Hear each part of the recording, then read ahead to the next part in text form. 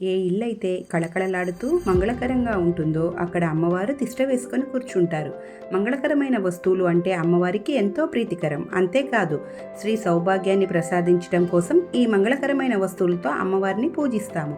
ఈ వస్తువులు అన్నీ ఉండాలి అని ఏమీ లేదు. వాస్తవానికి నా వద్ద కూడా అన్నీ లేవు. మనకు అవకాశం ఉన్నన్ని తెచ్చుకొని అమ్మవారిని పూజించవచ్చు. అమ్మవారి వద్ద భక్తి ప్రధానం కానీ ఆడంబరాలు ప్రధానం కాదు.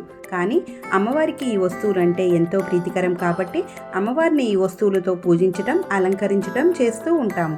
ఈ శ్రావణ మాసం ప్రతిరోజు వీలు కాని పక్షంలో శ్రావణ మంగళవారాలు, శ్రావణ శుక్రవారాలు అమ్మవారిని వీటితో పూజించవచ్చు. ఈ వస్తువులు అన్నిటికీ ఒక్కొక్క దానికి ఒక్కొక్క ప్రత్యేకత కలదు. ఇవి అన్నీ కూడా అష్టోత్తరానికి పువ్వుల బదులు ఉపయోగించవచ్చు. అమ్మవారికి ముందుగా కావాల్సింది ఇల్లు శుభ్రంగా ఉంచుకోవటం, ఇంట్లో గొడవలు, చెడు మాటలు, చెడ్డ ఆలోచనలు రాకుండా ఉండటం. నిత్యం దైవనామ స్మరణతో ఆ ఇల్లు కలకలలాడుతూ